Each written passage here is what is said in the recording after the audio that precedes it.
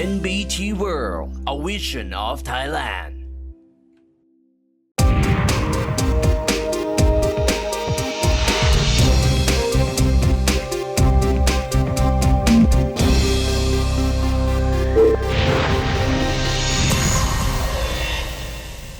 We call it a green infrastructure. Yeah. The green, that means not only serve totally for social functions, it can be the place for urban farming, it can be the place for local markets, it can be the place for mitigating the flood and improve the air quality for the city at the same time. So I think those are the opportunity if we look at it very carefully and closely.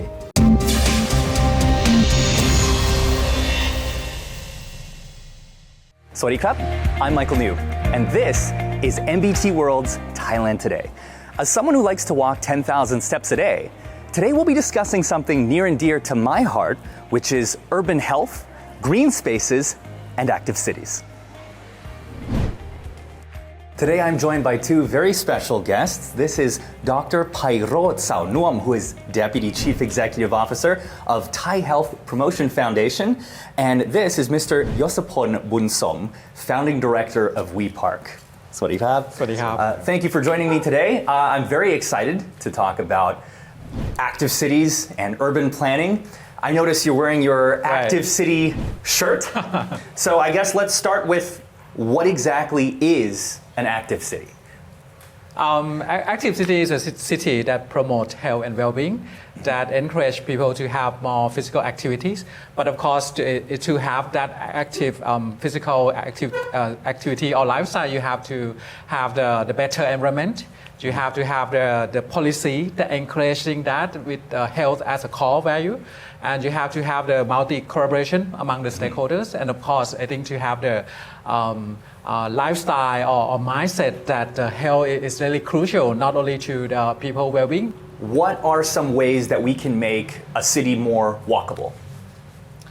I think because I'm the architect's background, landscape architect's background, so I think we need to look at the bigger scale of the urban planning. I think we need to live in a more compact city because nowadays you travel very far from your house to your work, probably spend 1 or 1.5 hours to reach there.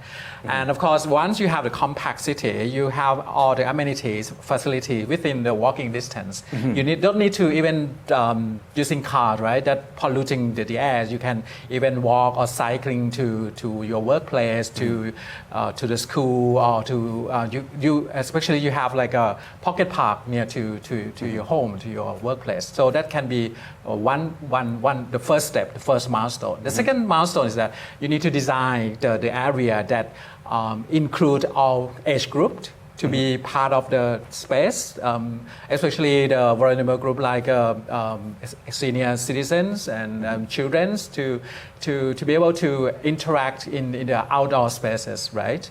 And of course, and I think it's not only the green space, but the building itself also played a crucial role because you can't stop the urbanization. How can you integrate the green space, the public realm to be part of the urban development, to the building development that encourage all the developments to promote the health and well-being as well. So I think if we can design that, if we has a policy to encourage all developers to have this kind of the design or build environment in such a way that it enhances the better air qualities, reduce the air pollutions or cool down the temperatures. So I think it's not only going to better for the environment, but also good for our health as well.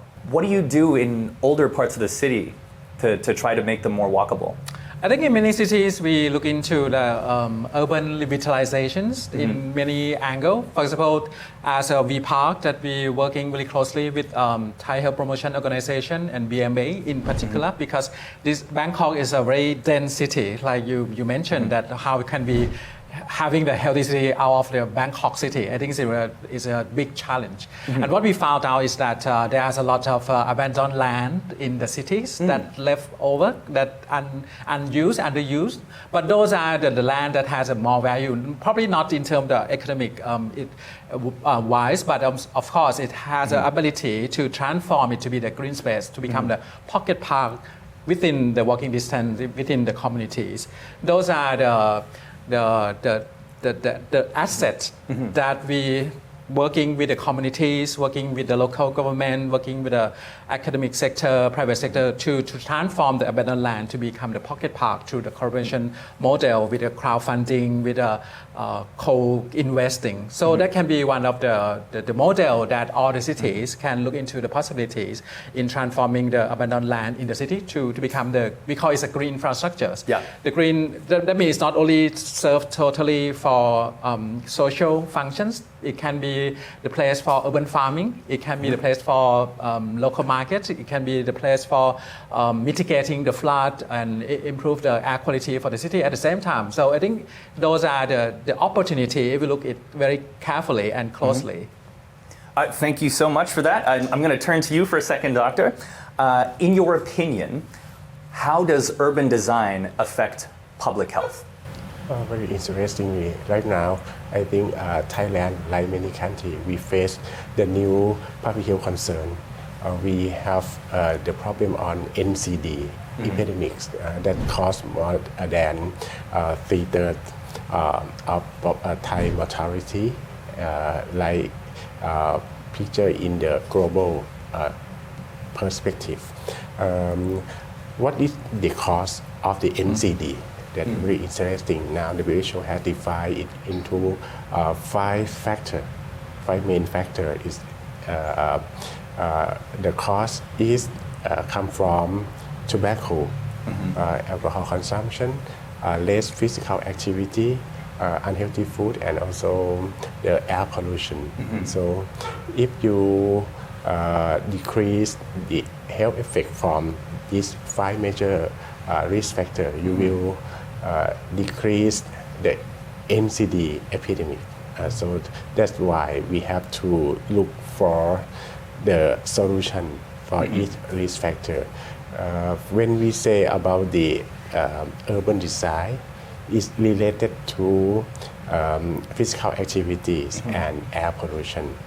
So we have to look inside what to make it better. For physical activities, we usually talk about the knowledge part. We encourage the people to be more informative about the positive side of the physical activity, but it's not enough.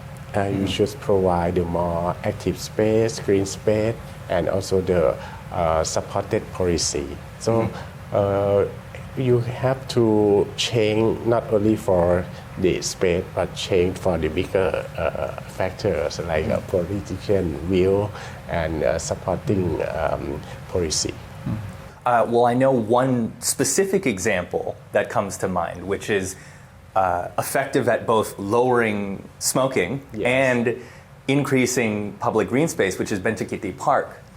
Which was built on the land that was an abandoned cigarette factory. And now it is doing the exact opposite as both a green space and a public sports facility. Are there any other parks like this that come to mind within Bangkok? We talk about the park to increase the number. We have learned from France how to build the small pocket park around the city. So when we look back to our landscape, we limited in the space for the large park. So it's possible for the small park. We apply this idea. We have to appreciate the initiative led by Dr. Chachat, the governor, Bangkok governor. He designed by using data. We found that nowadays, if the Bangkok people decide to access the park, it spend more than 1 hour to walk to access to this big park. So we have to decrease this time into only 15 minutes. We learn from the Paris, they can decrease the time. So we introduce the idea by using the evidence, talking with the government partner. So very importantly, we have to talk with the community. Now, some landowner contribute their own space to the public with no cost. But indirectly, the city will decrease the land tax for them. Do you at least name the park after them? Yes. Sometimes? Sometimes. The first park we have built is Hua Lampong. Yeah, Hua Lampong. And many parks, when you go around the Bangkok, we will see the board that show that it is a 5-minute park. And this idea have increased the possibility to access the park. We can speak that we put the park to the people, not people to the park. Yes, the beneficiary of this project is the community. What are some cities in the world where you feel like they've got some really interesting solutions for green urban development, and how can we use what they're doing here in Bangkok? I think that there are other cities that are at a very top, at the top rank of the healthy city. One of the cities is Copenhagen, as you know that because people use bicycle to travel around the city. And I think the pocket park or park within the walking distance is almost 100% coverage throughout the city already. Another city is Singapore, of course. They put park as a core policy, and right now they are focusing pretty much how the park can improve health and well-being for all age group, in particular the senior citizens. So that I think Singapore showed that they not only focus on the design, but they embed it from the policy level. And transform the policy to become the guideline and become the design. And of course, they start to engage the community to be part of the design.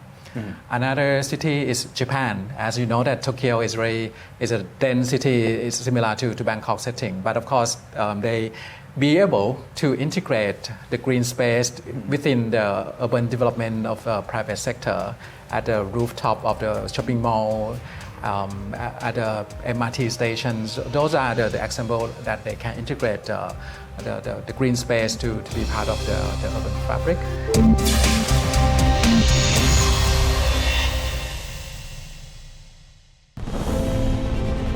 Imagine a land where every month brings a new celebration, a new adventure.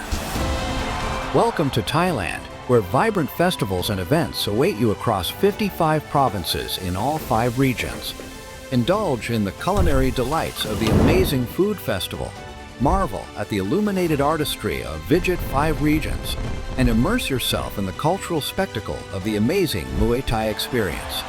Each event is a gateway to the unique traditions and flavors of Thailand, offering unforgettable experiences that will leave you longing for more. Join us in Thailand, where every month is a celebration and every visit is a new story waiting to be told.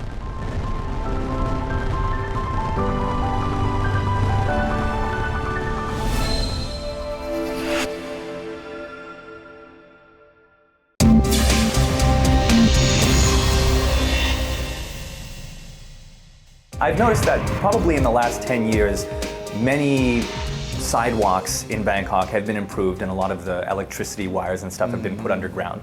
What are some other ways that Bangkok has improved over the last decade in terms of walkability? I think just now what Dr. Pearl mentioned is about 15 minutes park, which is the project that Thai Health Promotion Organization together with VPARK and BMA working closely for the past 3 to 4 years now. So that has shown that we not only change in terms of the numbers of the park, but of course we change in terms of the process in building the park by empowering the local district to work with the communities And from that process, that co-creating from the beginning, the park is not only fit to the people lifestyle and requirement, but it's also improve in terms of the sense of belonging for in maintaining the parks. I think this has changed for the past 3 years now, that we see not only the increasing the number, but increasing into the awareness and change in the working process. And of course, the walkability, I think, has improved quite a lot, because I think you can see that people right now, because of the finish of the MRT line and things like that, so walkability along the footpath has been improved. And of course, the incentive policy to encourage the landowner to lease out the land, or to open up the space in front of the buildings, or to integrate to be part of the shopping mall or development has also shown that this also improved the quality of the environment, but also improving in terms of the connectivities, because you can walk through the buildings, through the properties, and you can have other amenities that invite the people to not only to the shopping, but also to improve their health and well-being at the same time. So it's a kind of win-win situation that we have seen. Has there been any development, say in the last 20 years, about how you would approach designing a park? Right now, the trend has shifted or changed. I think after the COVID, because people stay in their neighborhood, right? Yeah. So pocket park is become the crucial urban fabric that people tend to be able to benefit from the vicinities of those pocket park. So I think the challenge in acquiring the land is one of the challenge, how we're going to get the land. Because right now it's not only the government land that we need to discuss and find a way to acquire the land. But I think right now there are possibilities in acquiring the land from the private owner through this tax incentive policy that can... it's like a long-term lease. Like a long-term lease, and then secondly, I think it's about to co-creating the park. So co-creating the park means that normally we think that park is government jobs to construct and to maintain. But we have proven that if you rely that to the government alone, we wouldn't be able to meet the challenge, because it's so much challenge that we have. So right now it's more like co-creating and co-investing. So some of the land can be leasing from the private sector, and some of the private sector even donate the budget to do it. And of course, there's a kind of the co-creating model. So this also changed the way we building the park. And secondly, I think it's about programming in the park. So it's no longer about go there for physical activity alone. It can be combinations. It can be multifunctions in many ways, like urban farming, marketplace, or even mitigating the environmental challenge. So those are the mechanism and design that has changed. And right now, BMA, together with our Thai Health Promotion Organization, we already set up like a framework or guideline in terms of the process, and also in terms of the checklist of what are the good quality of the park that we should looking for, in terms of the accessibilities, amenities, and of course in terms of the process, and also the way to maintain the park. And of course, last but not least, is about biodiversity. I think this is one of the aspects that we integrate to be part of the checklist, that you need to not only think about only the people well-being, but you need to think about other well-being as well. Does doing that kind of park design improve biodiversity?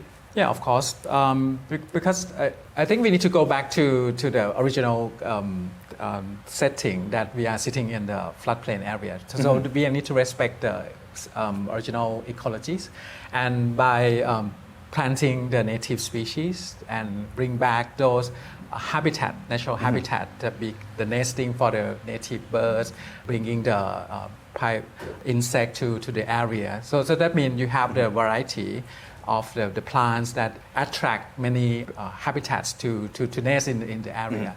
So right now I think it's about having more variety of the native species to put in the park.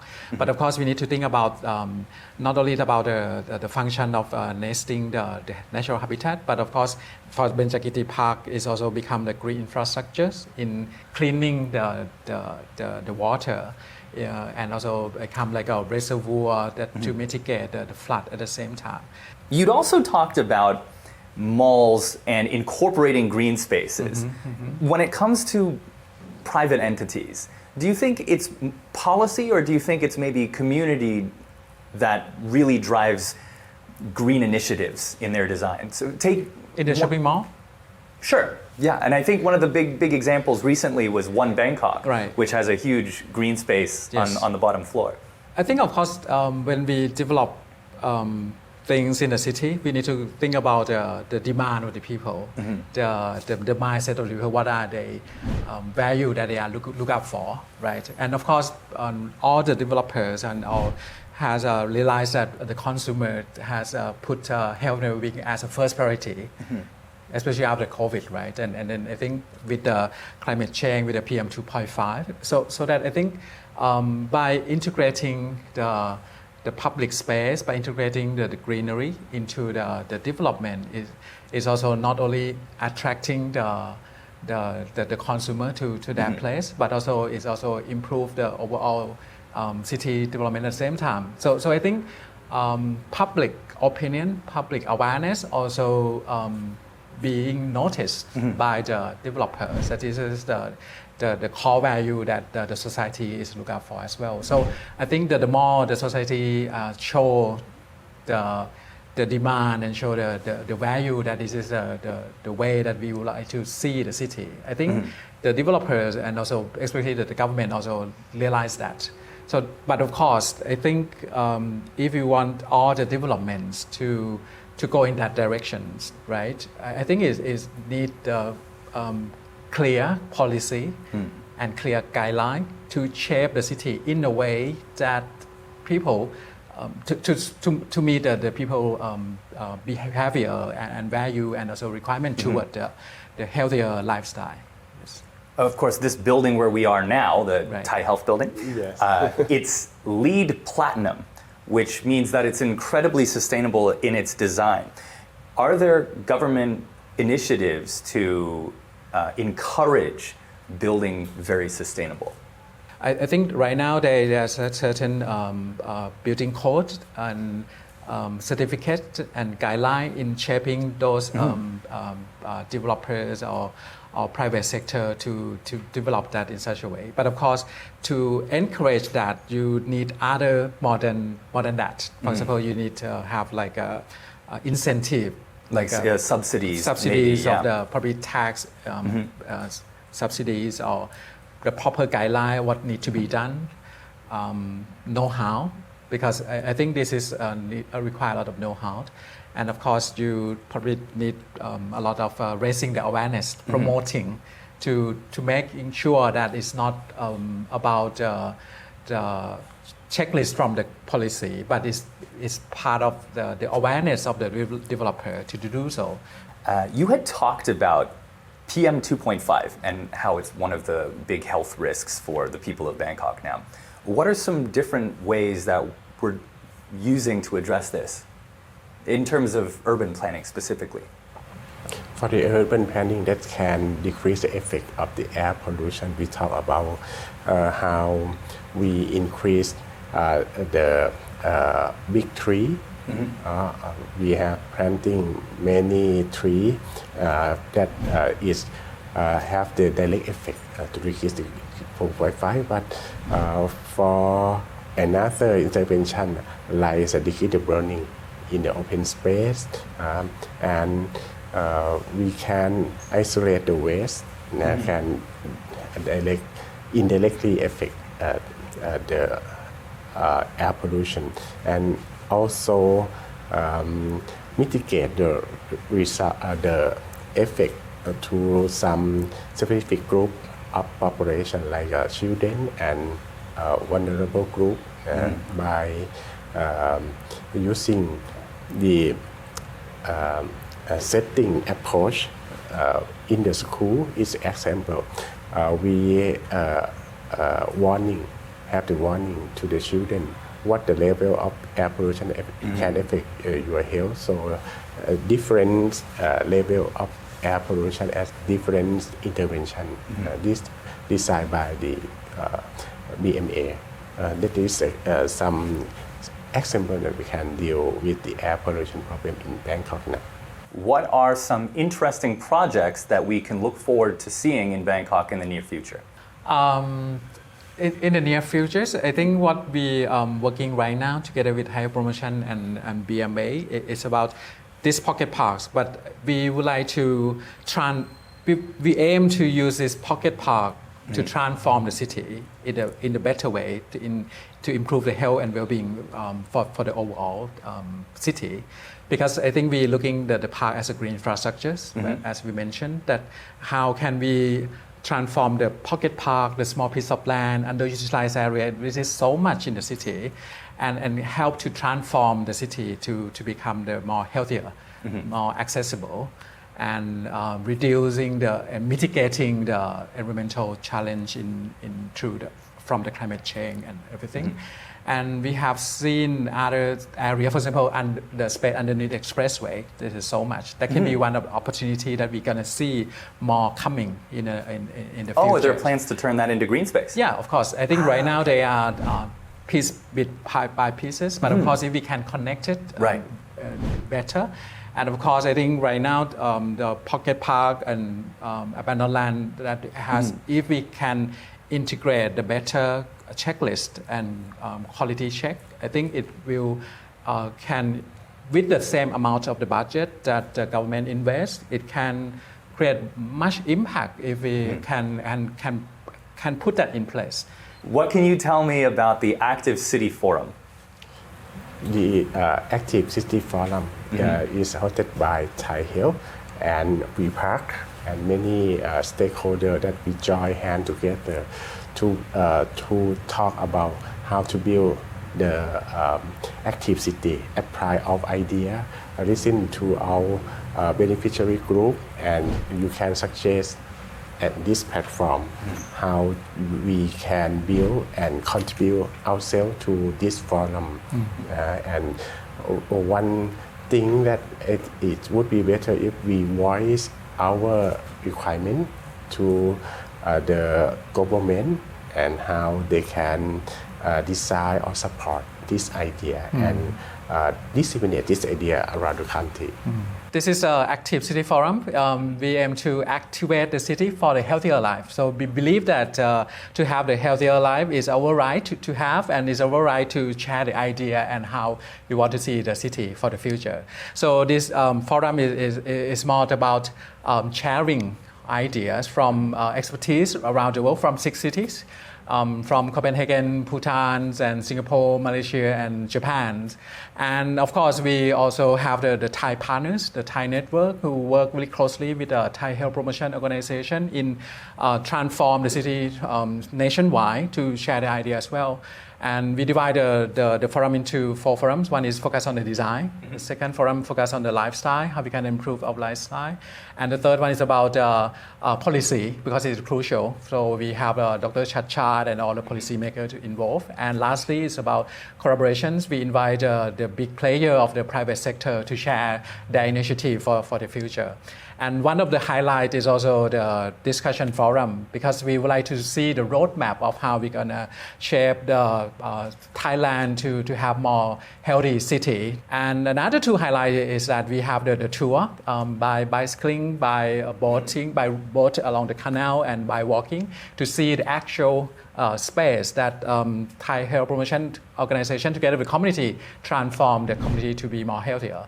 And lastly, of course, we're looking up for the voice from the young generation. So we invite all the different practice of the young generation to share what is they see in the future, how they can be part of this movement. So hope that this can be the first milestone, because we hope that this active forum can be the annual event for the international community and also the Thai community to share the idea of how we can shape the city to be more healthier. It will be from the 21st to the 23rd of March at M Glass at M District. It's right in the city center, so it's very accessible and we're gonna see many activities happening there. So hope to everyone can join. Well, listen, thank you both so much for your time. I really appreciate it. Thank you. ขอบคุณครับ ขอบคุณครับ And don't forget to watch Thailand Today next weekend. I'm Michael New.